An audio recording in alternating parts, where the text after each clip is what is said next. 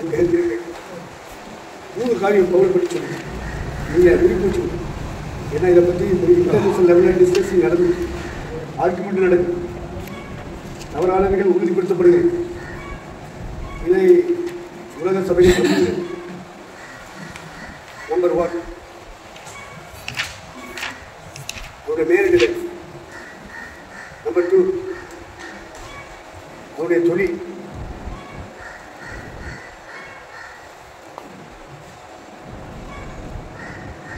Number 3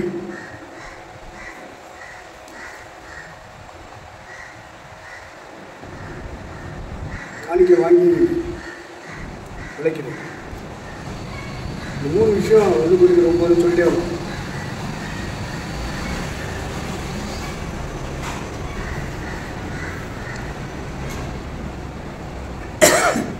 அவன் marriage பண்ணலை அப்படின்றதுக்கு நாம் கொடுக்குற ஆதாரங்கள் 1 Corinthians 7 முதல் வசனம் என்ன எங்களுக்கு குறிச்சிக்கிறீங்க? முதல் வசனம் 7:1. நீங்கள் எனக்கு எழுதின காரியங்களை குறித்து நான் எழுதுகிறது என்னவென்றால், ஸ்திரீயை தொடாமல் இருக்கிறது மனுஷனுக்கு நல்லது. 2வது பாயிண்ட் 7வது 7:7. எல்லா மனுஷனும் என்னை போலவே இருக்க விரும்புகிறேன். ஆகிலும் அவனவனுக்கு தேவனால் அருளப்பட்ட அவனவனுக்குரிய வரம் உண்டு. அது ஒருவனுக்கு ஒரு விதமாயும் மற்றொருவனுக்கு வேறொரு விதமாயும் இருக்கிறது. விவாகம் இல்லாதவர்களையும் கைம்பெண்களையும் குறித்து நான் சொல்லுகிறது என்னவென்றால், அவர்கள் என்னை போல் இருந்து விட்டால் அவர்களுக்கு நலமாயிருக்கும். அப்போ இந்த வசனங்கள் தான் அவன் மேரேஜ் பண்ணலை அப்படிங்கிறதுக்கு நமக்கு ஒரு ஆதாரமாக இருக்கு.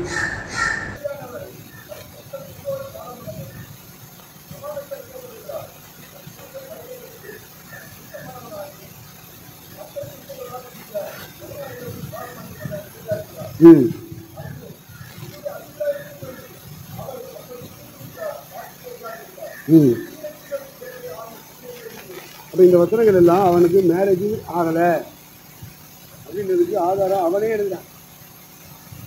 நம்ம வரலாறு சொல்லுது, கமாலியன் சொல்கிறாரு, தினகரன் புத்தகத்தில் மெம்பர் சொல்கிறாரு. இந்த புண்டாவெல்லாம் நம்பக்கூடாது. இதெல்லாம் ஃப்ராடு, ஐடென்டி ஃப்ராடு இல்லை. இந்த விஷயத்தை சொல்கிற கூட இன்டர்நேஷ்னல் ஃப்ராடு. என்ன ஃப்ராடு? ஆமாம், அகில உலகத்துக்கு பாதிக்கிறான். இவ்வளவு தெளிவாக சொல்லிக்குவாங்க, என்ன போல இருந்துருங்க, என்ன போல இருந்துருங்க. கல்யாணம் முடிக்காமல் இருக்கிறது நல்லதுன்னு சொல்லுவேன். ஆதியாமத்தில் என்ன சொல்லியிருக்கேன்? மனுஷன் தனியாக இருப்பது நல்லதல்ல, கல்யாணம் முடிக்கிறது நல்லதுன்னு சொல்லுவேன். இவன் நல்லது இல்லைங்கிறேன். 2 பைபிளில் தான் இருக்கு. நீ எதோ வேணாலும் எடுத்துக்க, நீ சூஸ் பண்ணிக்க, உன் பைபிள் தானே. ஆக பவுலை பொறுத்தளவுக்கு நான் ஒரு நிச்சயத்தோடு இருக்கணும். நான் ஒரு கருத்தை பேசிட்டு நீங்கள் ஒரு கருத்தை பேசணும். அதனால சந்தேகம் இருக்குன்னா, கேள்விகள் இருக்கும்போது நம்ம உட்கார்ந்து பேசி ஒழுங்குபடி இருக்கு. ஆளுக்கு ஒரு கருத்து பேசக்கூடாது. சுதந்திராஜே வர்றாரு, யாரும் உங்களுக்கு ஊழியம். அவர் ஊட்டிக்கு போயிட்டு அப்படியே வந்து புதுக்கோட்டை வந்துட்டு அப்படியே யாருக்கு வர்றாரு. எந்த நம்மள்கிட்ட ஒரு வாத்தியார் குடும்பம் வந்துருக்கு சர்ச்சுக்கு.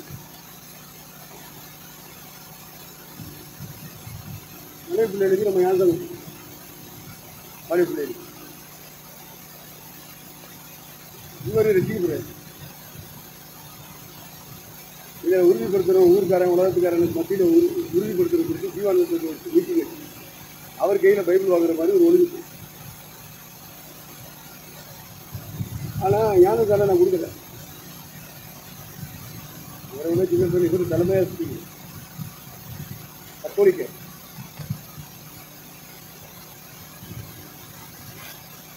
ஆதாரம் கேட்குறாரு, கொடுக்குறேன். என்ன அப்படின்னா, இவரனுடைய மனைவியை அவர் இச்சிட்டு அது கொண்டு வந்து அவர் வேலை பார்க்குற இடத்துல ஒரு வீடு பிடிச்சி அந்த மனைவியை வச்சுருக்காரு. இந்த மனைவிக்கு ஒரு வேலை கறி. இப்போ ரசிக்கப்பட்டேன்னு சொல்கிறேன். மன திருமணமாக வேண்டாமா? சொல்லுங்க ஐயா. உன் சபைக்குள்ளே வர்ற ஒவ்வொருத்தரும் மன திருமணம் தான் யார் தான் எடுக்கிறது. மனம் திரும்பாமல் ஞானஸ்தானம் எடுத்துருப்பான்னு சொன்னால் மறுபடியும் மனம் திரும்ப வைங்க. அப்புறம் என் மறுபடியும் ஒரு ஞானஸ்தானம் கொடுங்க. பவுல் அப்படி கொடுத்துருக்கேன். நீங்கள் தேவனுக்காக ஊழியத்தை சேர்றதா இருந்தால் நான் சொல்ல விடுச்சு உங்கள் விருப்பப்படி ஊழியம் செய்யணும். நீங்கள் தனியாக அப்படி ஊழியம் செய்யுங்க. ஆனால் என்னோட இருக்காது, போயிருக்கு. நான் பதில் சொல்ல வேண்டியது. நான் வாலிபனாக இருந்தேன், சொல்லிக்கிட்டு போயிட்டே இருந்தேன், சமாளிச்சு. இனி சமாளிக்க முடியாது வயசான காலத்தில். ஏன்னா எல்லாரும் ஒரு இடத்துல வச்சுட்டாங்க. சபைக்கு பிதா அப்படின்னு சொல்லிட்டாங்க. சிவா சந்து மட்டும் இல்லை, அநேக பெந்தகோஸ்து திருச்சபை தலைவர்கள் வந்து என்னை ஒரு பிதாவாக பார்க்குறான். என் கூட இருக்கிற ஆட்கள் ஒத்த கருத்து உள்ளவர்களாக இல்லைன்னா ஒன்றும் நான் உங்களை விட்டு விலகலை, இல்லைன்னா நீங்கள் என்னை விட்டு விலகி. உங்கள் இஷ்டப்படிலாம் பிரசம் பண்ணக்கூடாது, உங்கள் இஷ்டப்படிலாம் வசனத்துக்கு விளக்கம் கொடுக்கக்கூடாது. அப்படி தான் செய்வோம் அப்படின்னு சொன்னால் ஒன்று என்னையே ஒதுக்கிடுங்க. உங்கள் இஷ்டப்படி அதை சொல்லிட்டு போங்க. இந்த பெபிதா சொன்னேன், நான் மோசத்தோடு சேர்ந்து ஊரிக்க போகிறேன், ரைட் போயிட்டு வா, அது வச்சு விட்டு போயிட்டேன். மனசார அதுரிக்கிறேன், போயிட்டாரு. என் கூட இருக்குன்னு அவசியம் இல்லை. என் கூட இருந்தால் நான் என்ன கருத்து இருக்கேனோ அதே கருத்து தான் உனக்கு இருக்கு. மாற்று கருத்து இருக்குன்னா என் கூட இருப்பதில் விட்டு போக முடியாது. பசுத்தாயை துக்கப்படுவேன், வேறப்படுவேன். பசுத்தாயை துக்கப்படுத்துறால நான் என் கூட ஐக்கியமாக வச்சுக்கிற முடியும். உங்களோட பசுத்தான் இருக்கிறதா தனியாக ஒரு வீடு எடுத்து செய்யுங்க, நிரூபிச்சு காமிங்க. எத்தனை பேர் ரசிக்க போகிறான்னு காட்டுங்க. வியாதியை குணமாக்கி காட்டுங்க, ராசை துரத்தி காமிங்க. உங்களோட கத்தர் இருக்கிறாருங்கிற ப்ரூவ் பண்ணுங்க. சும்மா பொய் சொல்லக்கூடாது. கத்தர் இருக்குது. இந்த ஊருக்காரங்கெல்லாம் பொய். எங்களை ஆண்டவர் ரசித்து இருக்காரு, நாங்கள் ஊழியக்காரன். என்ன ஊழியக்காரன்? எதுக்கு ஊழியக்காரன்? அதனால் நாங்களாகிலும் அவர்களாகிலும் இப்படியே பிரசங்கித்து வருகிறோம்.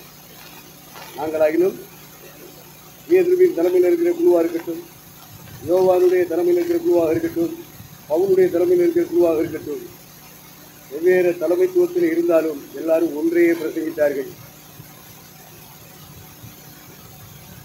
மனம் திரும்புதலே இல்லாமல் யாசம் கொடுங்க. பாவங்களை அறிக்கை எடுத்துக்கிறாங்க. பாவரிக்கை செஞ்சானான்னு கேட்கு. ஒருத்தனை உங்கள் சபையில் ஒருத்தன் வரானா பாவரிக்கை செய்யலான்னு சொல்லி கொடு. ஆண்டுடைய ரத்தத்தினால கழுவப்படும் சொல்லி கொடு. ஒரு ஆத்மா பாவம் பரிசுத்த ரத்தத்தினால கழுவப்படும். எல்லாம் ஒன்றும் இல்லாமல் தண்ணிக்குள்ளே ஊற்றி உள்ள சேர்த்துட்டு இத்தனை ஆத்மாக்க வரேன்னு சொல்கிறதா? காடு பொய்யி நாவி அண்டகத்தி நாவி. அப்படியெல்லாம் ஒரு ஊழியத்தை செய்யக்கூடாது. செஞ்சீங்கன்னா நீங்கள் வந்து இப்படி போவீங்க. அடிப்படை உபதேசத்தின்படி ஒரு ஆத்மாவை கட்டது எந்த பண்ணணும்னு வந்தாங்க. அதுக்கு நாங்கள் என்ன செய்யணும் தலைவர் கேட்டான். என்ன சொன்னார்? ஒவ்வொருவரும் 38வது 2:38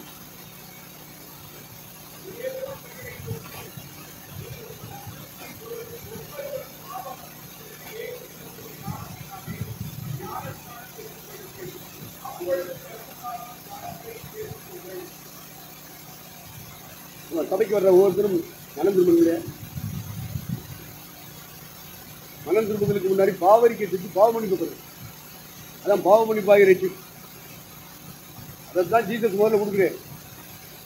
சபையில் வர்ற ஒவ்வொருத்தரும் பாவரிக்கை செஞ்சுருக்கானா?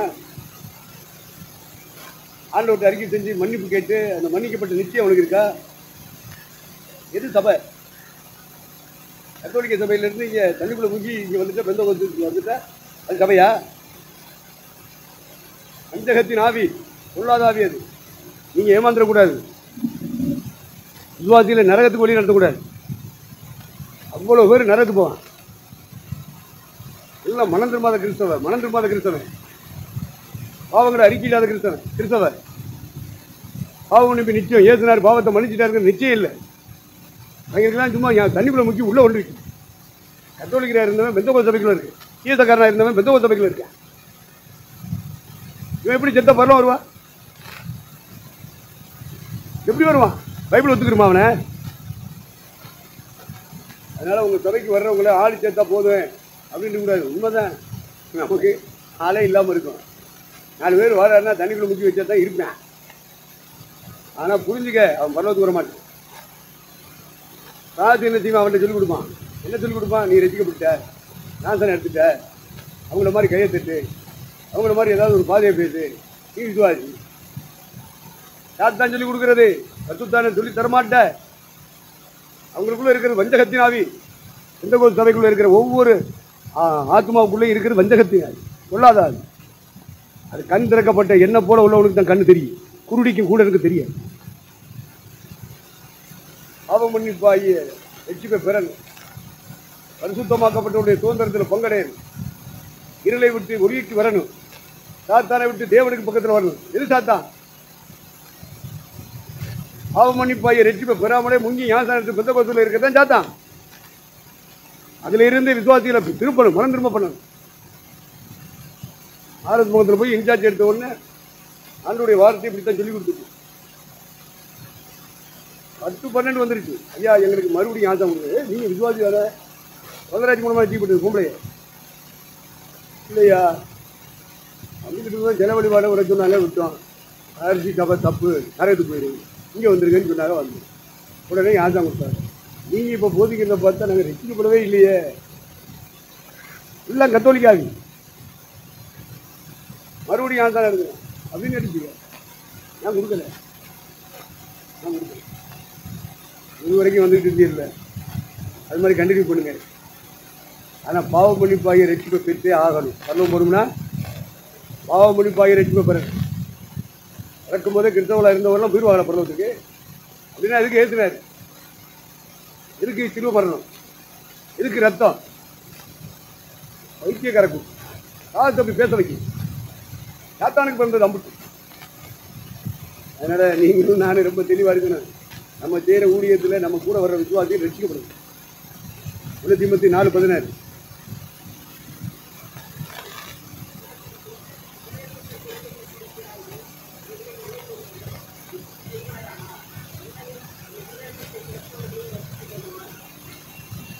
இது ரட்சிப்பு.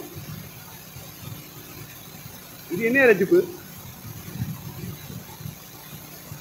அப்ப சபை நடத்துறதெல்லாம் ரசிக்கப்பட்டவன், இந்தியக்காரன் எல்லாரும் ரசிக்கப்பட்டவன், அதெல்லாம் ஒதுக்கிறவெல்லாம் ரசிக்கப்பட்டவன், ஞாசம் எடுத்தவன் தான், 10 பேர் பெற்றவன் தான். தீமோத்தேயு ஒரிஜினல் உண்மையான ரட்சிப்பை பெற்றவன், ரசிக்கப்பட்டது போல நடிச்சவன் இல்லை. அவனையே சொல்றாரு, டே ஆண்டவர் வரும்போது நீ உன் பிரசங்கத்தை கேட்கிற ஜனமும் வருகைக்கு வரணும்னா நான் என்னெல்லாம் சொல்லிட்டு வந்திருக்கேன், அதுக்கு மேலே எழுதியிருக்கு 4ஆம் அதிகாரத்தில் 1 இருந்து நீங்க வாசிங்க.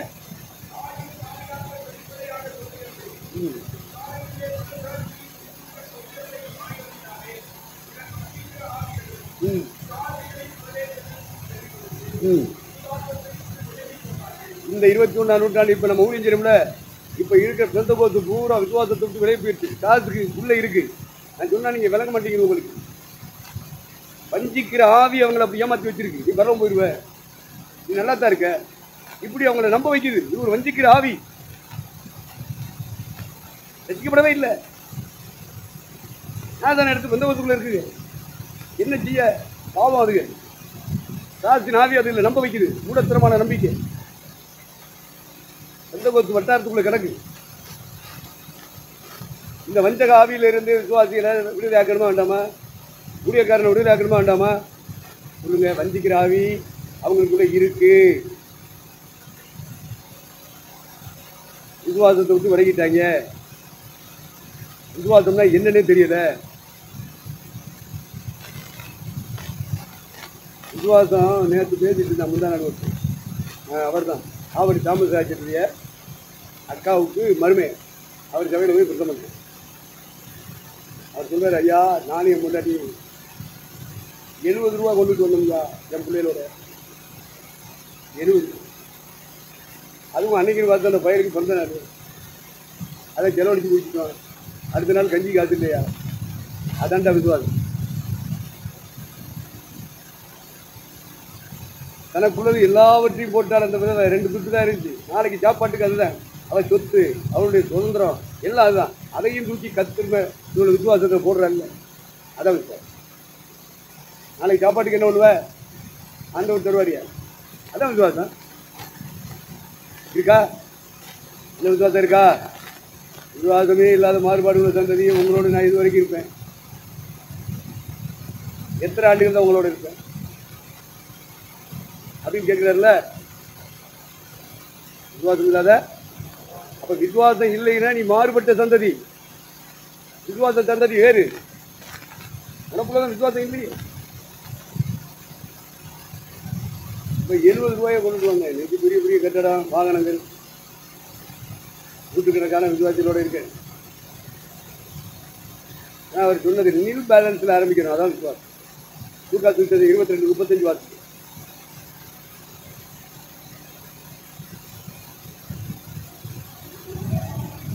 இன்னும் அவர் அவர்களை நோக்கி, நான் உங்களை பணப்பையும் சாமான் பையும் பாதரட்சைகளையும் இல்லாமல் அனுப்பின போது ஏதாகிலும் உங்களுக்கு குறைவாக இருந்ததா என்றார். அவர்கள் ஒன்றும் குறைவாக இருந்ததில்லை என்றார்கள். ஊழியத்தை ஆரம்பிக்கும் போது நீல் பேலன்ஸ்ல ஆரம்பிச்சிருங்க. ஒரு ஆத்மா கிடையாது, ஒரு சபையும் கிடையாது இவங்களுக்கு. அதையும் நீங்க புரிஞ்சுக்கிறேன். சபை இருந்துச்சுன்னா காணிக்க வரும், தத்தமாக வரும். இவங்களுக்கு இவங்க வீட்டில் சம்பாதிச்சு போட்டது செருப்பு, அவங்களுக்கு வீட்டில் கொடுத்த பணம், மணிப்பர்த்து, வீட்டில் எடுத்து கொடுத்த துணி, அவையெல்லாம் இந்த ஓரத்தில் வைடான்னாரு. குளித்து கொண்ட பிறகு பையை இங்கேவா சோதரன் சோதரன் சோதரன் எங்கள் ஜாலியாக ஜெபம் பண்ணோம். சரி ஜெபம் பண்ணி தண்ணி தெளிச்சு வச்சுட்டாரு. வா ஜாதியை தொழிலுக்கு ஜெபம் பண்ணு, காசு குடிச்சவங்களுக்கா ஜெபம் பண்ணு, குருடேன் செவிடேன் ஜப்பானி ஊமி 50 பேருக்கு ஜெபம் பண்ணு, காசு ஓடும், ஜாதி குணமாகும். ஆட்டோமேட்டிக்காக அவன் அத்தனை பேர் நினைச்சிக்குவான், அவன் மேலே அன்பு வச்சுருவான். அவன் எனக்கு என்ன இருக்கோ அதை எடுத்து அதான் புரியல. உடுத்துற துணியோட வரணுமியா, கையில் எடுத்த பைபிளோட வரும். உனக்கு இந்த பூமியில் ஒன்றும் இருக்க முடியும். எல்லாம் ஏசனா இருக்கா கொடுத்துரும். ஒன்னையும் ஊழியத்தில் உட்காந்துக்கிட்டு சம்பாதிச்சுக்கிட்டு இருந்தீங்கன்னா எப்படி எப்படியா பெரியா விசுவாசம்? விசுவாசத்தை விட்டு விலகி போவார்கள். அன்னன்னைக்கு உள்ள பாடு போதும்னாரு, ஏத்துனாரு. அவருக்கு ஒருத்தன் ஊழியம் செய்யறான்னா அன்னன்னைக்கு அவன் உழைக்கிற உழைப்பு போதும், அதுல ஒரு வருமானம் வரும், அதை வச்சு சாப்பிட்டுக்க, கொண்டாட்டி காப்பாத்திக்க. இன்னைக்கு சபை இல்லை, தசமாக இல்லை, காணிக்கை இல்லை. எது விசுவாசம்? ஊழியக்காரங்களுக்கு நீங்க கற்றுக் கொடுக்க வேண்டிய விசுவாசம் எது?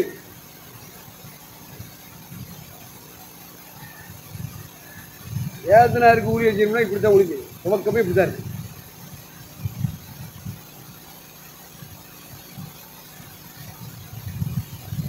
வருமானம் வருமா? வருமானம் உள்ளதா? மக்கள் இருக்காங்களா? பால் கிடைக்குமா? பத்து கிடைக்குமா? நான் அழைக்கப்பட்ட போது போகவிடும் இன்னதென்று பிரசங்கம் பண்ணா போதாது. ஓ வாழ்க்கையில் அவன் வாழ்ந்து காமிக்கணும். உன் வாழ்க்கையில் இருக்கா? சாட்சி சொல்லுவியா? என்னைய கத்தரி கொடுத்தா கொண்டு வந்தார் விசுவாசத்தில் சொல்லணும். புரியுதாடா?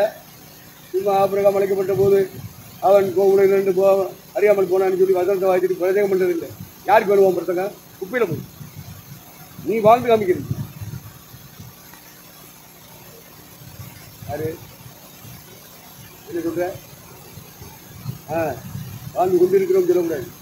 விட்டா போல நீ ஒருத்தர் இருந்தீன்னா நான் ஒருத்தர் இருக்கேன் சொல்லு. எல்லா பயிலும் இல்லைன்னு சொல்லிட்டால நான் பேசிக்கிட்டு இருக்கேன்.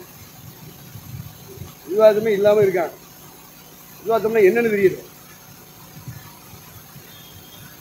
ஒன்றும் இல்லாமல் இருந்து ஒன்றை உருவாக்குகிறதாண்ட விசுவாசம். ஒன்றும் இல்லாமல் இருந்து ஒன்றை உருவாக்குகிற விசுவாசம் ஆபிரகாமுக்குள்ள வந்ததுனாலதான் விசுவாசிகளுக்கெல்லாம் நீ தாண்டா தகப்பனா இருக்கு லாயக்குன்னு சொல்லி வயசுல. அப்படியா இருக்கா இன்னைக்குள்ள ஊழியக்காரன்? விசுவாசம் இருக்கா அவங்களுக்கு?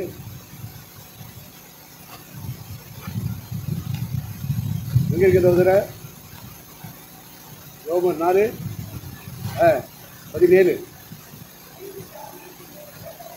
ஜாதிகளுக்கு உன்னை தகப்பனாக ஏற்படுத்தினேன் என்று எழுதியிருக்கிறபடி அவன்தான் விசுவாசித்தவரும் மரித்தோரை உயிர்ப்பித்து இல்லாதவர்களை இருக்கிறவர்கள் போல் அழைக்கிறோமா இருக்கிற தேவனுக்கு முன்பாக நம்ம எல்லாருக்கும் தகப்பனானான். உங்களை என்னையும் தவ மக்களுக்கு விசுவாசிகளுக்கு தாயா தகப்பனா உயர்த்தணும்னா முதல்ல விசுவாசம் வேணும். ஆட்டுப்படுறதில்ல விசுவாசம், சிவக்கூட்டத்தில் பங்கெடுக்கிறதுல விசுவாசம், ஞாயிற்றுக்கிழமை ஆராணை போறதில்ல விசுவாசம். ஒன்றும் இல்லாமல் இருந்து ஒன்று உருவாக்குகிறது, இல்லாதவைகளை இருக்கிறவைகளை போல அழைக்கிறவர். இல்லாத இடத்துல உட்கார்ந்து ஒன்றை உருவாக்கி கொண்டு வந்துட்டீங்கன்னா உங்களுக்குள்ள விசுவாசம் இருக்குங்க. உங்களை ஜாதிகளுக்கு தகப்பனாக மாற்றுவார், தாயாக மாற்றுவார், உயர்த்துவார். உலகத்தில் அப்பன் சொத்து, ஆத்தா சொத்து, வேலை பார்த்து சம்பாதிக்கிற சொத்து, இதெல்லாம் வச்சுக்கிட்டு இருக்கிறவங்க எல்லாம் விசுவாசியா? அப்பன் சம்பாதிச்சாலும் ஆத்தா சம்பாதிச்சாலும் நீ வேலை பார்த்து சம்பாதிச்சாலும் எல்லாத்தையும் பொது சொத்தை மாற்றணும். அப்போ சொல்லுடைய 2:44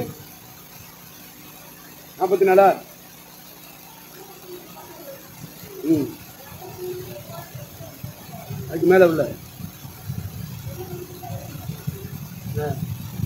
நிலங்களையும் காணியாச்சு. அது எத்தனை ஆசனா? 45 வாசி.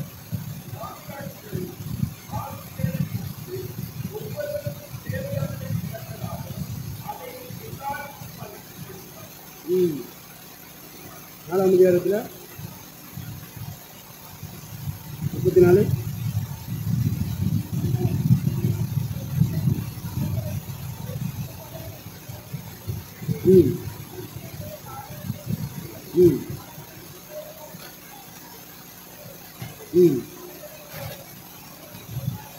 அப்போ பொது சொத்தை மாத்திராது. உன் பேருக்கு ஒன்றும் இருக்கக்கூடாது. நீ உண்மை உள்ளவன் சொன்ன இந்த பூமியில உனக்கு எதெல்லாம் உன் பேருக்கு இருக்கோ அதெல்லாம் கொண்டு வந்து கோயிலில் கத்தர் கொடுத்துரு. நீ கொடுத்தீங்கன்னா கத்தரோட கொடுப்பாரு. நீனே கொடுக்க மனம் இல்லாமல் இருக்க, ஏமாத்திக்கிட்டு இருக்க, பொய் சொல்லிக்கிட்டு இருக்க, ஃப்ராட் பண்ணிக்கிட்டு இருக்க. உலகத்தில் இருக்கிற அம்புட்டு பயில உழைச்சி சம்பாரிச்சு தான் பேருக்கு தான் இடம் வாங்குவான். அப்படித்தானே? அப்படித்தானப்பா? அவன் இரவு பகலாக உழைச்சி சம்பாதிக்கிற சொத்தை பணத்தை வச்சு என்ன பண்ணுவான்? அவன் பொண்டாட்டி பேருக்கு, அவன் பிள்ளைய பேருக்கு, அவன் கூட பிறந்தவன் பேருக்கு எழுதுவான். யார் உண்மை உள்ளவன்? பொய், ராடு, பித்தலாட்டு, பஞ்சகத்தின் ஆவி, இதை பத்து தாவி.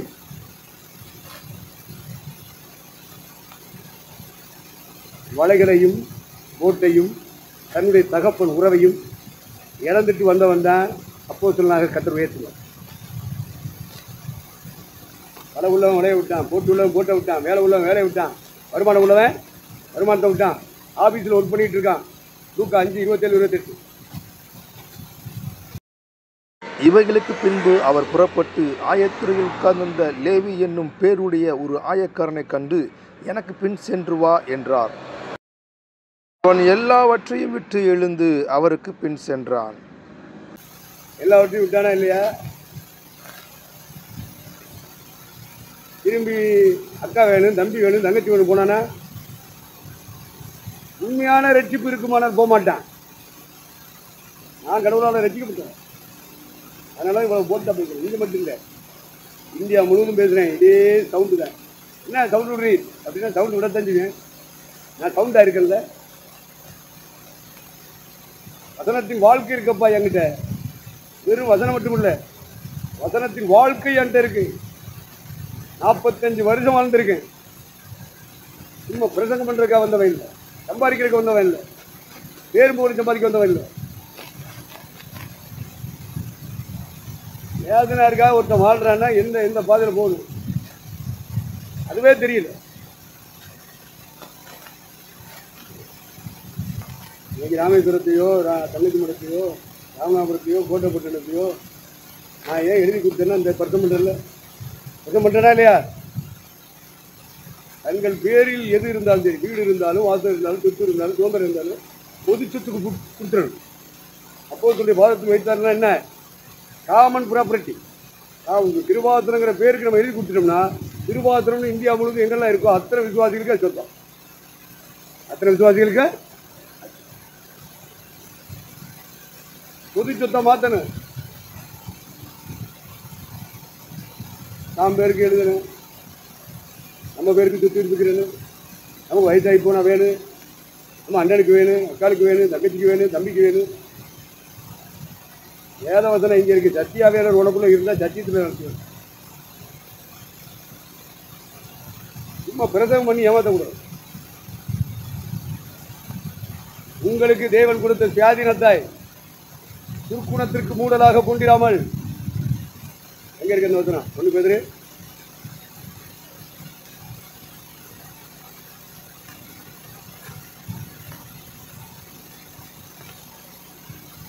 தூக்குணத்திற்கு மூடலாக கொடுக்காமல் அப்படின்னு சொல்லுவார்ல. 16ஆம் வசனம் 2ஆம் அதிகாரமா?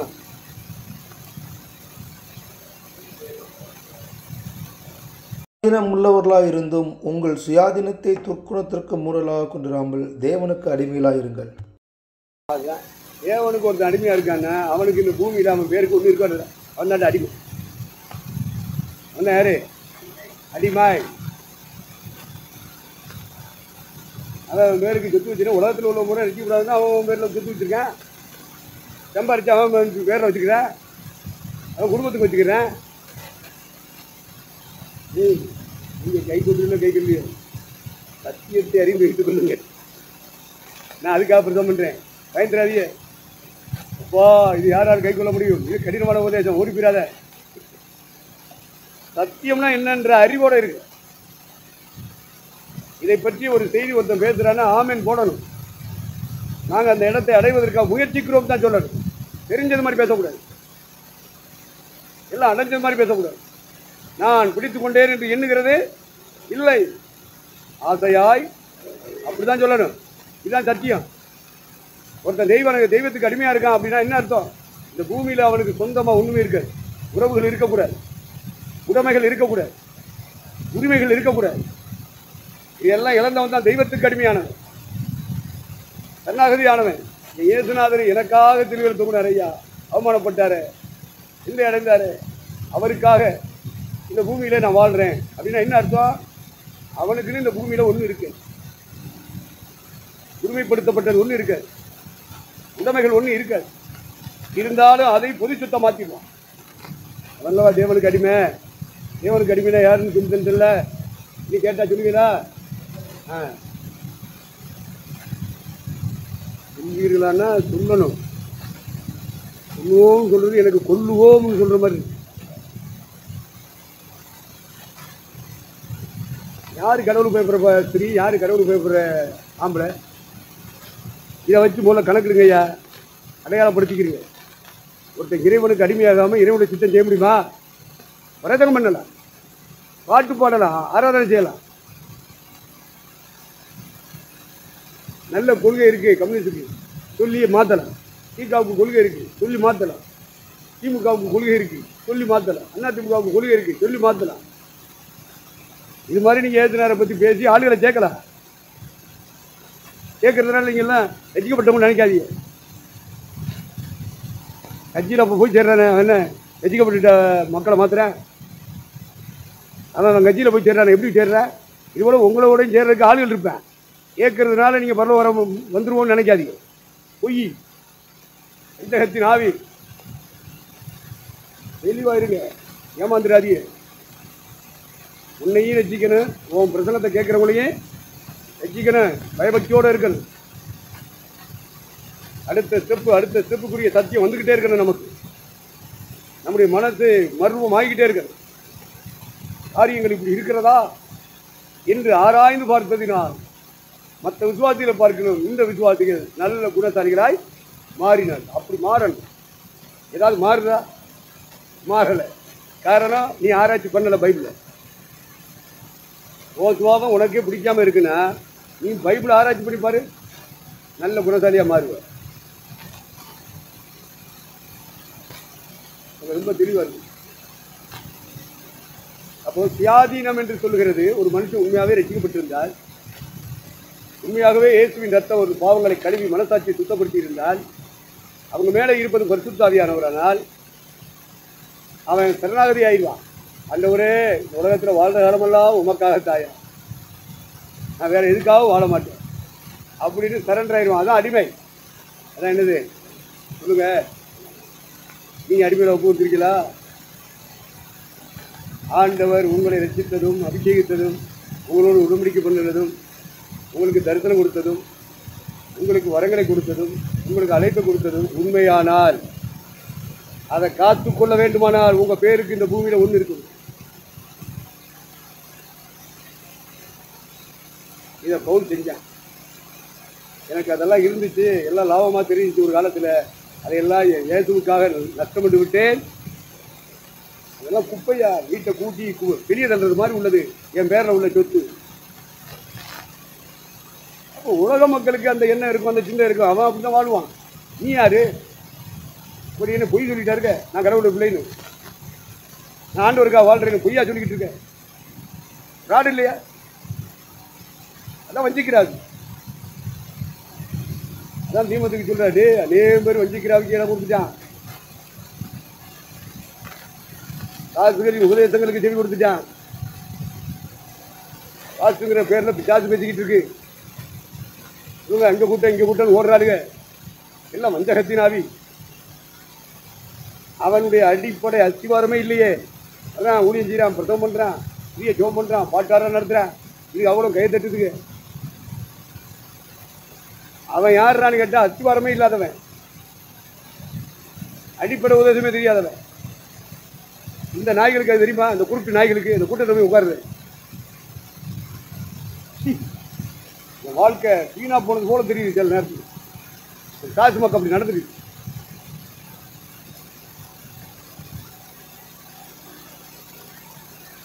காசு உபதேசம் எங்க பண்ணு, எப்படி பண்ணு, அது யாருக்குள்ள இருந்து பண்ணு. அப்ப அந்த ஊழியக்காரனை ஜோதிச்சு பார்க்க வேண்டாமா? ஜோதிக்கணுமா வேண்டாமா? உண்மையவா 4ஆம் அதிகாரத்தில் இருக்கோ, நீங்கள் எல்லா ஆவிகளையும் நம்பாமல். உண்மையவா 4. அவர்களே, உலகத்தில் அநேக கள்ள தீர்க்கதரிசிகள் தோன்றியிருப்பதனால் நீங்கள் எல்லா ஆவிகளையும் நம்பாமல் அந்த ஆவிகள் தேவனால் உண்டானவைகளோ என்று சோதித்து அறியுங்கள். சோதித்து அறிகிற இடத்துல என்னைய கடவுள் வச்சிருக்கனால தான் நான் இந்த மாதிரி பேசுறேன். மற்றவனுக்கு அந்த தகுதி இல்லை. எல்லாரும் வேணும், எல்லாரும் ஒண்ணுதான்.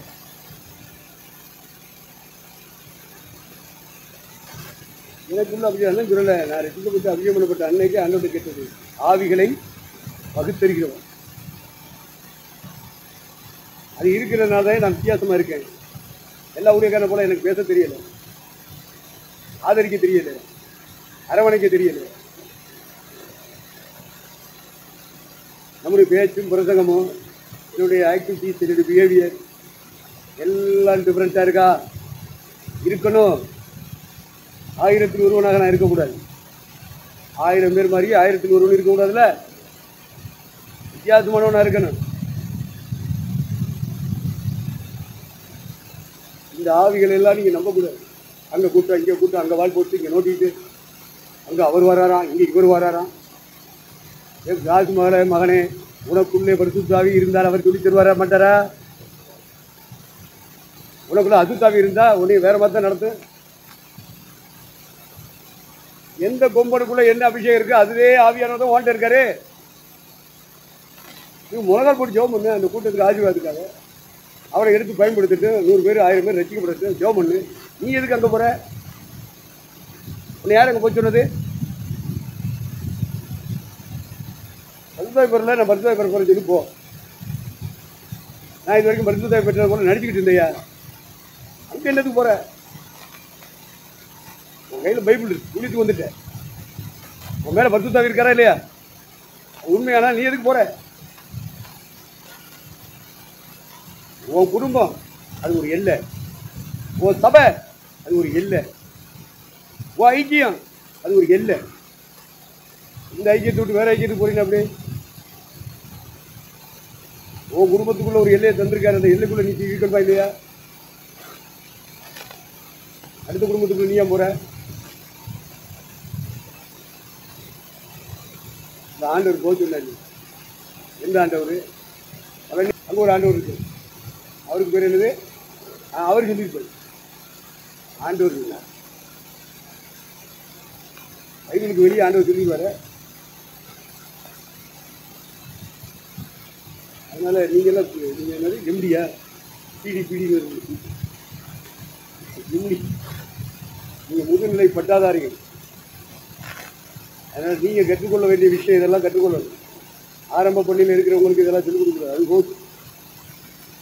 அது அங்கே போய் இங்கே போய் எப்படியோ உருண்டு பரட்டு அந்த தாவீது கையில் வந்துட்டே கூழாங்கல்லி. அது எந்த இடத்துல இருந்து புறப்பட்டு எத்தனை இடத்துல உருண்டு புரண்டு அவன் கைக்கு வந்து சேர்ந்துச்சு. இது போல கத்துடைய கைக்கு வர்றதுக்கு சில ஆண்டுகள் ஆகும். அது போட்டு நீங்க போகக்கூடாது. என்னோடு இணைக்கப்பட்டு நீங்கள் போகக்கூடாது. உங்கள் கையில் இருக்கிற பைபிளை நீங்கள் படிங்க. உங்களுக்கு இருக்கிற ஆவியானவர் உங்களுக்கு சொல்லி தரட்டு. உங்கள் குடும்பத்துக்குள்ளே இருந்துங்க, உங்கள் சபையின் எல்லைக்குள்ளே இருங்க, உங்கள் ஐக்கியத்தின் எல்லைக்குள்ளே இருந்துங்க. மற்ற ஐக்கியத்துக்குலாம் ஏன் போகலன்னு கர்த்தர் கணக்கு கேட்கவே மாட்டாரு. உனக்குன்னு ஒரு எல்லை இருக்குல்ல, அதுக்குள்ளேயே சுத்து.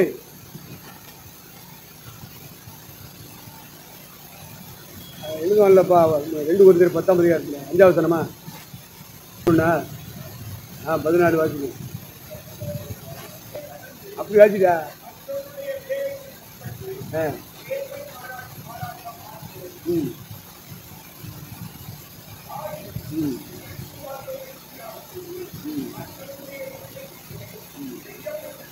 ம்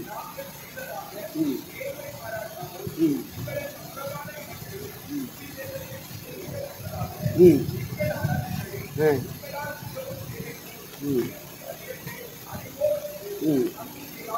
ம் அது எத்தனை வசனம்? அப்போ 15வது வசனத்தில் தெளிவாக எழுதிட்டு பாருங்க. அவன் பெரிய அப்போஸ்தலனாக இருந்தாலும் பெரிய ஊழியக்காரனாக இருந்தாலும் எங்கள் அளவை கடந்து மற்றவருடைய வேலைக்கு உட்பட்டு மேன்மை பாராட்ட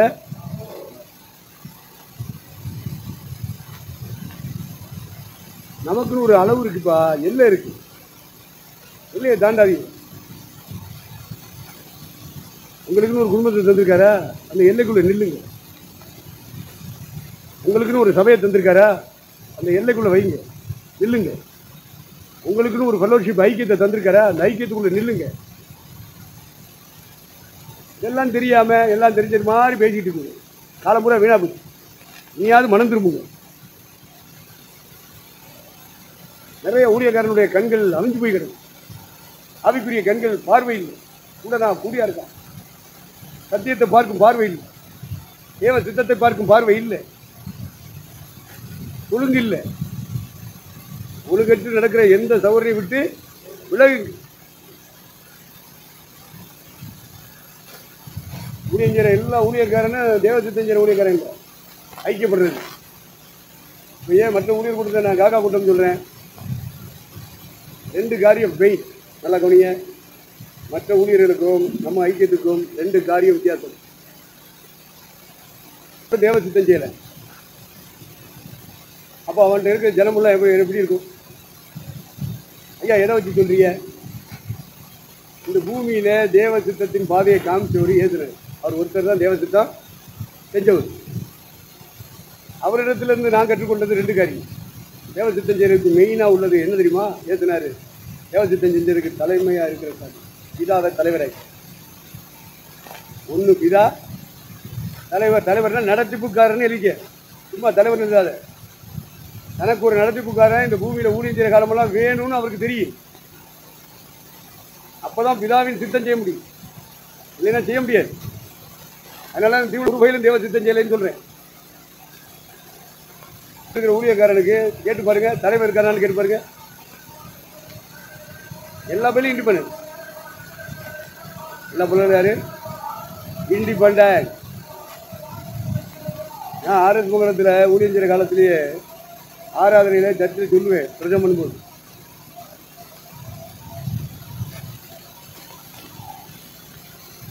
'86 அப்போ இருந்தே தொடர்ந்து பேசிட்டே வருது. 86, 87, 88, 89, 90, 91 ஸ்ட்ராங்காக பேசுவேன்.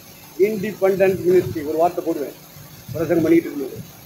Independent ministry that is wrong ministry. ஆங்கிலத்தில் ஒருத்தரும் பண்ண மாட்டான். அதனால தான் அந்த கூட்டத்தை காக்கா கூட்டம் சொல்றது. அவருக்கு தலைவர்களே கிடையாது. எப்படி போவான் பரலோகத்துக்கு? அதான் அடையாளம் செய்யிட்டு, அற்புதம் செய்யிட்டு, அதான் ஆத்மாக்களை சேர்த்து வைக்கிறது, பெரிய பெரிய சபை வைக்கிறது, கிளை சபை உண்டாகுது.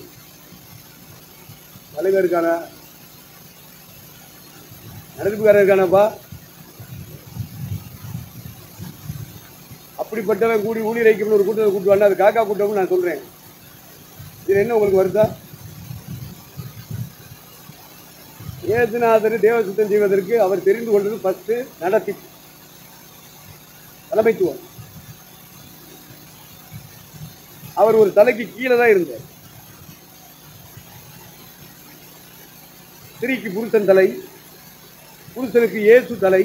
இயேசுவுக்கு எங்க இருக்கு? எந்த அதிகாரத்தில் இருக்கு?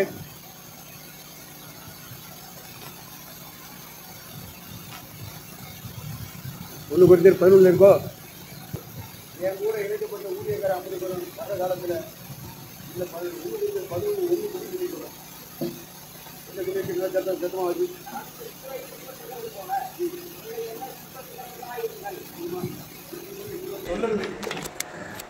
நான் கிறிஸ்து பின்பற்றுகிறது கூட நீங்கள் என்னை பின்பற்றுகிறவர்களாய். இப்படி சொல்லணும். ஒருத்தன் வந்து கன்வென்ஷன் வச்சிருக்கேன், அவன் சொல்றான்,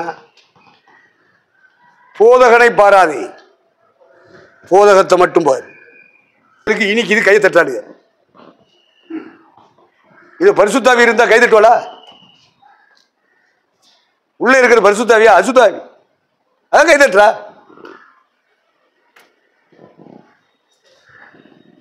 போதகனை பாராதே அந்த சபை பரலோகத்து போகுமா?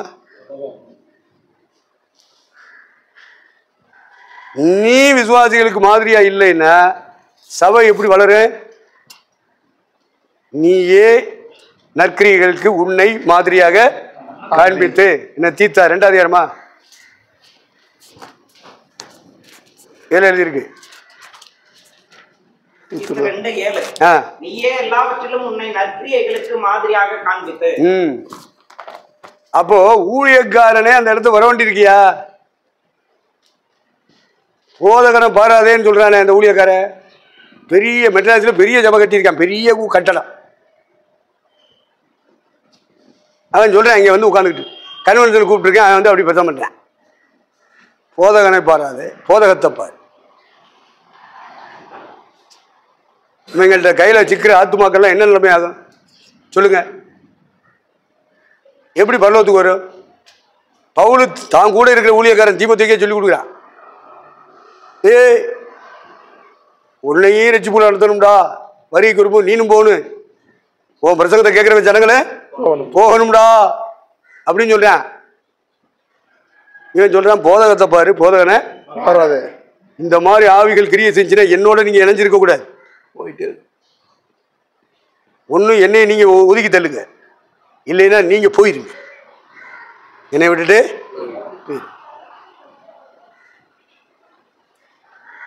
எதுக்கு இருக்கணும்? என்னை கொண்டு ஒரு பைசாக்கு லாபம் இல்லை, நான் யாருக்கும் பைசா கொடுக்கறது இல்லை. என்னத்துக்கு வேஸ்டா ஒட்டிக்கிட்டு இருக்கணும்? கிளம்பிருங்க. இந்த 1:11 படி நீங்க சொல்லக்கூடிய தீர்மானமும் வைராக்கியம் உழவுல இருந்தா என்னோட இணைந்து பயணியுங்கள் ஊழியத்தில், இல்லையா போயிட்டே இருக்கு. என்ன உலகத்தில் ஸ்தாபனம் இல்லையா தங்கராஜ்? எத்தனை ஸ்தாபனம் இருக்கு உங்களுக்கு தெரிஞ்சது? நிறைய இருக்கு. ஏன் போகாம இருக்கீங்க? கஷ்டப்பட்டு இருக்கு. எதுக்கு கஷ்டப்பட்டு? கூப்பிட சொல்லவா? ஏன் என்னென்னமோ தானே, டிராவலிங் அலவன்ஸ் கொடுக்குறான், ஹவுஸ் அலவன்ஸ் கொடுக்குறேன், அப்புறம் என்னது வாகனம் கொடுக்குறேன், ட்ரம்மு கொடுக்குறேன், மியூசிக் கொடுக்குறேன், மந்த்லி பேமெண்ட் தரேன், அப்படிப்பட்ட A to Z கொடுக்குறேன். அப்ப எங்களை கொண்டு சேர்த்து விடு. சேர்க்க மாட்டேங்கிற, உனக்கு பொறாம.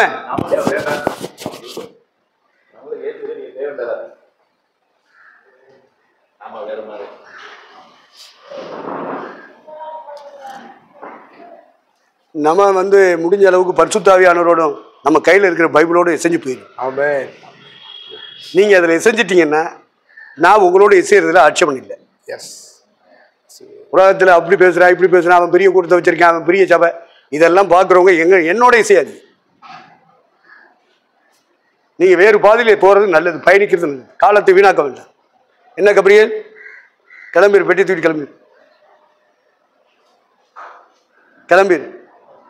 ஏதாவது கிடைக்கும்னு சொல்லிட்டு நீ பாட்டுக்கு காத்திருந்து இலவு காத்த கிளி போல் அப்புறம் பறந்து போகக்கூடாது. இலவு காத்த கிளி போல் அப்படின்ற பழமொழி உங்களுக்கு தெரியுமா? இந்த தலைவணிக்கு பஞ்சு வைக்கிறாங்களே, இலவம் மஞ்சுன்னு இதுக்கு பேரு. இது பெரிய மரம், பச்சை பச்சைன்னு நல்ல பெரிய மரம். அந்த மரத்தில் கொஞ்சம் இலைகள் இருக்கும், அது பூ பூக்கும், பிஞ்சு விடும், காய்க்கும், அப்படியே மஞ்சளா சிவப்பா அப்படி படுத்துக்கிட்டே வரும். அப்போ இந்த கிளிகள் எல்லாம் என்ன செய்யும், அப்படியே பறந்து திரிகிறது. இந்த மரத்தில் இப்படிப்பட்ட பழங்கள் நல்லா பழுத்து வருது, உட்காந்து சாப்பிடுவோம்னு காத்துக்கிட்டே இருக்கும். அங்கங்கே பறந்துட்டு மறுபடியும் வந்து உட்காந்து பார்த்துக்கிட்டே இருக்கும். எப்படா பழுக்கும் பழுக்கும் பழுக்குன்னு இருக்கு. அது அப்படியே பழுத்து பழுத்து பழுத்து வந்தது டமான்னு வெடிச்சு வெடிச்சு உள்ள இருக்கிற பஞ்சு அப்படி செதறிடு. இது பார்க்க ஆகா சாப்பிடலாமல உட்காந்துருந்தோம், இப்படி புசுவான மாதிரி போச்சா அப்படின்ட்டு இலவு காத்த கிளி போல் உங்கள் எதிர்காலம் போய்விடக்கூடாது. அதில் நீங்கள் ரொம்ப கேர்ஃபுல்லாக இருக்கணும். என்ன? ஆமாம், பைய போயிடுறது நல்லது பார்த்துக்கிட்டு கத்தருக்கு சோத்துறோம். அது மாதிரி நீங்கள் 1 Corinthians 11:1 உங்கள் திருச்சபைகளுக்கு உங்கள்கிட்ட பழகிற ஊழியக்காரர்களுக்கு நான் கிறிஸ்துவை பின்பற்றுகிறது போல நீங்கள் என்ன ஃபாலோ பண்ணலாம் அப்படின்னு சொல்கிற தைரியம் உங்களுக்கு எனக்கு இருக்கு. வேவரிங்கில் இருந்தால் சொல்ல முடியாது, தடுமாற்றத்தில் இருந்தால் சொல்ல முடியாது, சாசோடு போராடிக்கிட்டு இருந்தால் சொல்ல முடியாது, மாம்சத்தோடு போராடிக்கிட்டு இருந்தா சொல்ல முடியாது. அதுல ஒரு ஜெயம் வரணும், ஒரு வெற்றி பெறணும். நான் ஜெயம் கொண்டு என் பிதாவின் சிங்காசனத்தில் உட்கார்ந்து இருக்கிறது போல ஜெயம் கொள்ளுகிறவன் எவனோ எவனோ அவர்களும் என்னோடு கூட சிங்காசனத்தில் உட்காரும்படி அருள். அதுதான் வாக்குத்தத்தம். நீ மாதம் மாதம் கொடு, நீ வருஷம் வருஷம் கொடு, நீ வார வாரம் கொடு, வாக்குத்தத்தம் கொடுக்கறதுல ஒன்றும் ஆட்சேபம் இல்லை. ஆனால் இதை நீ வாக்குத்தத்தமாக கொடு, பரலோகம் வரும். என்ன பண்றேன் மற்ற ஊழியக்காரன் போறேன் வாக்குத்தத்த கூட்டம் சொல்லிவிட்டு எந்த வாக்குத்தத்தம் எல்லாம் படிக்குதா? 10 வருஷம் கொடுத்துருக்கேன், ஒரு வாக்குத்தத்தம் படிக்கல, திருட்டு பையன். வாக்குத்தத்த கூட்டம் நடத்துறியால? தஞ்சாவூர்ல அல்பம் நடத்துறீங்களா? நட திண்ணீர் வை, குழந்தைமா எழுப்பிட்டு வந்துடுவேன். அது ஏசுனார் வரும்போது குழந்தைமா வரும், நானும் குழந்தைமா எல்லாரும் சேர்ந்து ஏசுனாரை பார்க்க போவோம். நீர் வரமாட்டீர், அப்புறம் நீர் வாக்குத்தத்த கூட்டம்லாம் நடத்த வேண்டாம். அதான் பைபிள் பூரா இருக்க வாக்குத்தத்தா நீ எடுத்துக்கிட்டா சொல்லுங்க, எல்லா வாக்குத்தத்தும் உனக்கு தாண்டா சொல்லுங்க. இருக்குல்ல 2 Corinthians 2ஆம் அதிகாரமா ஆம் என்றும் ஆமேன் என்றும் இருக்கிறது அப்படிங்கிறது எந்த வசனம்? 1:20. எங்களால் தேவனுக்கு மகிமை உண்டாகும்படி தேவனுடைய வாக்குத்தத்தங்கள் எல்லாம் இயேசு கிறிஸ்துவுக்குள் ஆம் என்றும் அவருக்குள் ஆமென் என்றும் இருக்கிறது. அப்புறம் என்ன எல்லாம் அவங்களுக்கு தான். இது என்ன மாஜம் மாஜம் கொடுக்கணும், வருஷம் வருஷம் கொடுக்கணும், வாரம் வாரம் கொடுக்கணும், மொத்தத்தில் சொல்லிடு சுருக்கமா எல்லாம் உனக்கு தான், எல்லாம் உமக்கு அப்படி சொல்லுவாங்க பவுல் ஒரு இடத்துல. எல்லாம் உங்களுடையவர்களே உங்களுடையதே அப்படின்னு சொல்லுவான். உங்களோடு பேச கொரிந்தியரே உங்களோடு பேச வாய் திறந்திருக்கிறது அப்படின்னு சொல்லுவான். எல்லாம் உங்களுடையதே அப்படிமா. 1 Corinthians 3:23.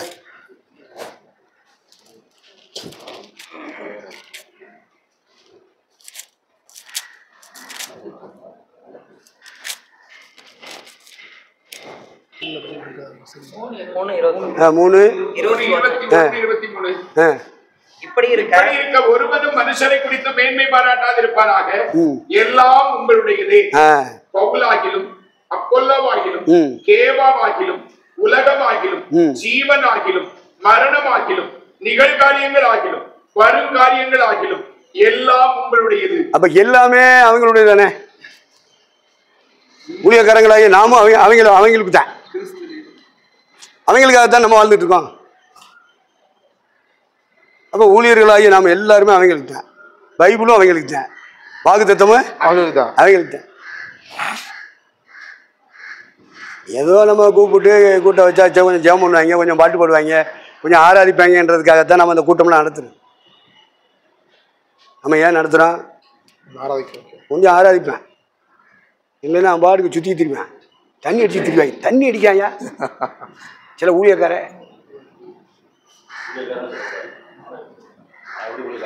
என்னப்பா அது ஏன் தண்ணி அடிக்கணும்? சண்டை போடுறவனு சொல்லாமா? பகைச்சிக்கிட்டு இருக்கிறவனு ஊழியக்காரன்னு சொல்லாமா? பகை அப்போ பகைக்கிறவன் பகையா நீ? அப்புறம் என்ன, 2 ஒன்று தானே? நீ ஒரு ஆள். இருள் மொத்தத்தில் பாவம் எல்லாமே இருள். அந்த பாவம் சொல்றதுல 1 பகை. 1 யோவான் 2ஆம் அதிகாரம் 10-11 வாசிங்க. அவனிடத்தில் அன்பு கூறுகிறவன் ஒளியிலே நிலை கொண்டிருக்கிறான். அவனிடத்தில் இடரல் ஒன்றும் இல்லை. நான் சகோதரனை பகைக்கிறவன் இருளிலே இருந்து இருளிலே நடக்கிறான். இருளானது அவன் கண்களை குருடாக்கிறபடியால் தான் போகும் இடம் இன்னதென்று அறியாதிருக்கிறான். அப்போ பகை ஒரு இருள். யார் மேலேயாவது உங்களுக்கு பகை இருக்கா?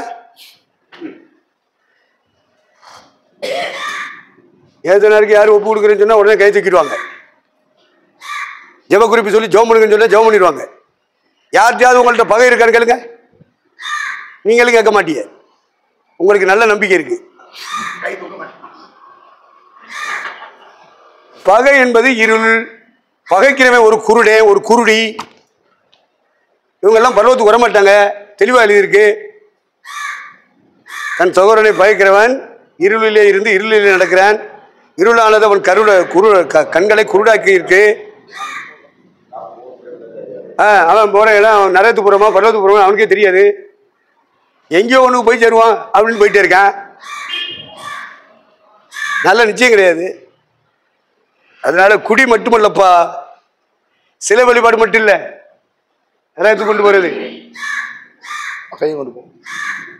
ஆண்டவர் சொன்ன வசனத்தின்படி வாழ்க்கை மாறலைன்னா எவனும் போக மாட்டான். ஊழியம் செஞ்சா போயிடுவான்னா ஊழியம் செஞ்சாலும் போக மாட்டான். அதான் மத்திய 7ஆம் அதிகாரம். அந்நாளில் அநேகர் என்னை நோக்கி மெஜாரிட்டி பாஸ்டர்ஸ் போவான் நரகத்துக்கு. அவங்கிட்ட பிரசங்கம் கேட்கிற நிறைய பேர் போவாங்க. வண்டி வண்டியா போவான் நரகத்துக்கு. அப்ப நரகத்துக்கு தப்புறவன் யாரு? தேவ சித்தம் செய்யறவன். அப்ப தேவ சித்தம் செய்யறது யாரு? யாரை பார்க்க மாடல் யாரு? ஜீசஸ் தான் நமக்கு மாடல். ரோல் மாடல் யாரு? எபிரேயர் 3:1 வாசிங்க. இப்படி இருக்க பரம அழைப்புக்கு பங்குள்ளவர்களாகிய பரிசுத்த சகோதரரை நாம் அறிக்கை பண்ணுகிற அப்போஸ்தலரும் பிரதான ஆசாரியருமாய் இருக்கிற கிறிஸ்து இயேசுவை கவனித்து பாருங்கள். அப்போ பிரதான ஆசாரியன் இயேசு, அப்போஸ்தலர் இயேசு, பிரதான மேய்ப்பர் யாரு? இயேசு. பிரதான போதகர் யாரு? பிரதான தீர்க்கதரிசி யாரு? அவர்தான், இயேசு தான். எல்லாம் இயேசுவே, எனக்கு எல்லாம் இயேசுவே, தொல்லை மிகு உலகில் அவரைத்தான் நம்ம மாடலாக்கணும். கிருபாசனத்தையோ சிபிஎம்ஐயோ அசம்பிளி ஆஃப் காடையோ ஏசிஐயோ புல்காஸ்பிளையோ மாரநாதாவையோ யாரையும் நம்ம மாடலாக்க கூடாது. நமக்கு ரோல் மாடல் என்று சொன்னாலே நம்முடைய இரட்சகர் இயேசு கிறிஸ்து. அவரைத்தான் நம்ம பார்க்கணும். நாம் அறிக்கை பண்ணுகிற அப்போஸ்தலரும் பிரதான ஆசாரியருமாகிய கிறிஸ்து இயேசுவை கவனித்து பாருங்கள். ஏனோ தானு பார்க்காத. அப்படித்தான் இருக்கும் வாழ்க்கை ஊழியம். கவனிச்சு பாரு, உள்வாங்கி பாரு. அத யோவான் சொல்லுவான், ரொம்ப இன்னும் செய்ய நல்லா இருக்கும். அந்த 1 யோவான் 3ஆம் வசனமா? கண்டு கண்டு என்ன எழுதிருக்கு? தொட்டு பார்த்து 1 யோவான் நீங்களும் எங்களுடைய ஐக்கியம் உள்ளவர்கள் ஆகும்படி. அப்ப 2ஆம் வசனம்ப்பா. 1 யோவான் 1:3. 1ஆம் வசனம் 1ல இருக்கீங்களா? இருந்ததும் நாங்கள் கேட்டதும் எங்கள் கண்களினாலே கண்டதும் நாங்கள் நோக்கி பார்த்ததும் எங்கள் கைகளினாலே தொட்டதுமாய் இருக்கிற ஜீவ வார்த்தையை குறித்து உங்களுக்கு அறிவிக்கிறோம். இதுதான் இயேசுவை கவனிக்கிறது. சாதாரண பார்வையை இயேசுவை பார்க்கிற கிறிஸ்தவங்க இருக்காங்க. எங்கள் கண்களினாலே கண்டது சாதாரண பார்வை. 2 பேர் வரலாற்று இயேசுவை பார்க்கிறது. ஆவிக்குரிய இயேசுவை பார்க்கணும். தேவ சித்தம் செஞ்ச இயேசுவை பார்க்கணும். அதுதான் நாங்கள் நோக்கி பார்த்தது. எங்கள் கண்களினாலே கண்டதும் நாங்கள் நோக்கி பார்த்ததும் எங்கள் கைகளினால் தொட்டதுமாக இருக்கிற ஜீவ வார்த்தையை குறித்து நாங்கள் உங்களுக்கு அறிவிக்கிறோம். அதைத்தான் பவுல் சொன்னான், நான் கிறிஸ்துவை பின்பற்றுவது போல நீங்கள் என்னை பின்பற்றுங்கள். இப்படி சொல்ல திராணி வேணும், தில்லு வேணும். எல்லாரும் சொல்லிட மாட்டேன். அவன் சொல்லுவான், போதகனை பாராத, போதகரை பாருன்னு சொல்லுவேன். என்ன பார்க்காதீங்க, அப்படியெல்லாம் நீங்க சொல்லிடாதீங்க. நீங்க இந்த வசனத்துக்கு சாட்சியா மாறணும். என்ன பாருங்கன்னு தான் சொல்லணும். நம்ம வாழ்க்கையை ஒப்படைச்சிட்டு வாழ்ந்துக்கிட்டு இருக்குமா இல்லையா? வாழ்றோமா இல்லையா? சிவன் பாத்து சொன்னார் இல்லையா, நாங்கள் வாழ்கிறோம். அந்த வசனத்துக்கு சாட்சியா மாறிடு. அப்போ தேவ சித்தம் செய்கிற இயேசு அவர் தான் நமக்கு மாடல். வேற ஸ்தாபனங்களை பார்க்கக்கூடாது, ஸ்தாபன தலைவர்களை பார்க்கக்கூடாது. நாம பார்க்க வேண்டியது, நோக்கி பார்க்க வேண்டியது நம்முடைய இரட்சகர் இயேசு கிறிஸ்து. நம்முடைய இரட்சகர் இயேசு. எந்த ஊழியக்காரனையும் ஊழியக்காரியோ எந்த ஸ்தாபனத்தையும் சபையையும் எதையும் பார்த்துடாதீங்க. பார்த்தியன்னு வைங்க, பிசாசு உங்களை பல்ட்டி அடிக்க வச்சிடும். நீங்க நாசமா போயிட்டீங்கன்னு அர்த்தம். அதுக்கு பேரு யாரத்தான் பார்க்கணும்? இயேசு கிறிஸ்துவே. அப்ப இயேசுவை பார்க்கிற விஷயத்துல இப்ப நான் சொல்றேன், ஐக்கியம். எத்தனையோ ஊழியர் ஐக்கியம் கூடுறாங்க. நீங்க போங்க வாங்க, தடை இல்லை. ஆனா புரிஞ்சுக்கிட்டு போங்க. அந்த ஐக்கியத்துக்கு நீங்க போங்க வாங்க, என்ன செய்யுங்க? புரிஞ்சுக்கிட்டு போங்க. இது தேவனால் வந்த ஐக்கியம், அது மனுஷரால் வந்த ஐக்கியம். மனுஷனால வந்தது, தேவனால் வந்ததே இல்லை. இப்ப தேவனால் வந்ததுன்னு நம்ம எதை வச்சு ஆதாரப்படுத்தி பேசுறோம்? சொன்னல்லப்பா, ஒண்ணு பிதா தலை, பிதா தலை தலை. அடுத்து நடத்திப்புக்காரர். யாரு? நடத்திப்புக்காரர் இருக்கணும். ரெண்டாவது, அவர் தேவசித்தம் செய்யறதுக்கு பூமியில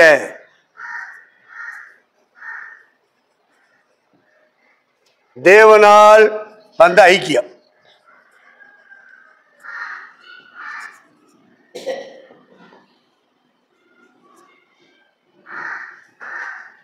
தேவனால் வந்த ஐக்கியம். ஐக்கியம்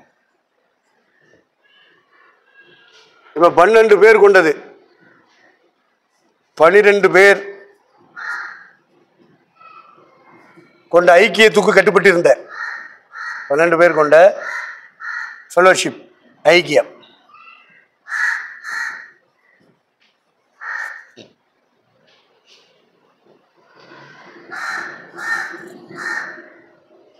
அப்ப இதுல யோவான் ஸ்நானனுடைய ஐக்கியம் இருக்கு. யோவான் ஸ்நானன், இது ஒரு ஐக்கியம். ஸ்நானன். ரெண்டாவது சதுசேய ஐக்கியம். இது அரசியலும் ஆன்மீகமும். சதுசேய ஐக்கியம் எப்படி? அரசியல் அவங்க பங்கெடுத்துக்குருவாங்க, ஆலயத்துக்கு வந்துருவாங்க.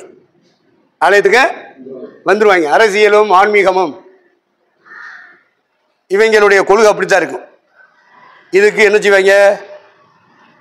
இந்த சதுசேயத்தை ஐக்கியத்தில் இவங்க வேதத்திலேருந்து என்ன ஆதாரம் எடுப்பாங்க தெரியுமா? தானியேல், யோசேப்பு.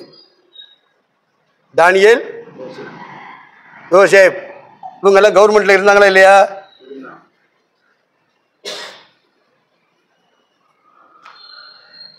இது போல மூணாவது பரிசேய ஐக்கியம். பரிசேயர்கள்னா பரிசுத்தவான்கள் ஐக்கியம், சிபி மாதிரி. அவங்க ஒரு ஐக்கியம். அப்புறம் வேத பாரகர், நாங்க வேர்ட் ஆஃப் காட் மினிஸ்ட்ரி அப்படிமா கேள்விப்பட்டிருக்கல? அவங்க என்ன சொல்லுவாங்க? வேர்ட் ஆஃப் காட் மினிஸ்ட்ரி அப்படிமா. வார்த்தையின் ஊழியம் என்னென்னலாம் சொல்லுவாங்க தெரியுமா? டம்மு டும்முன்னு என்டா சொல்லிட்டு இருப்பேன். இப்போ வேதாகம மாணாக்கர்கள், வேதாகம மாணாக்கர்கள் ஒரு ஊழியமா ஐக்கியம். அப்ப அதுல போய் சேர்ந்துருவோமா? ஏப்பா, வேத வார்த்தை ஊழியம். வேத வேத வேத வேத வார்த்தைனா வேத பாரகர், வேத இதெல்லாம் இயேசுனார் இருக்கும்போது உள்ள ஐக்கியம். இதுல ஒண்ணுக்கும் போகலையா இயேசுனார்? அது நீங்க கவனிக்கணும். இது எந்த ஐக்கியத்துக்கும் அவர் போகல. அவருக்கு தேவன் ஒரு ஐக்கியத்தை கொடுத்தார். அது அந்த 12 பேர் கொண்ட ஐக்கியம். அதை புரிஞ்சுக்கிறேன். இதெல்லாம் பெரிய பெரிய கூட்டங்கள் கூடுது இந்த ஐக்கியங்கள்ல. அடுத்து 5வது அண்ணா காய்பா. அண்ணா காய்பான்னா ஒரு அமைப்பு ரீதியா சட்ட பாதுகாப்பு தருவோம். என்ன பாதுகாப்பு? இந்த நம்ம இவர் நடத்துறாருல, யாரு? சிவராஜ் சீவன் நடத்துறாரா? அவர் மட்டும்தான் நடத்துறாரா? நீங்களாம் நடத்துறது இல்லையா? சட்ட பாதுகாப்பு தருவோம், உங்களுக்கு கல்லறை வாங்கி தருவோம்.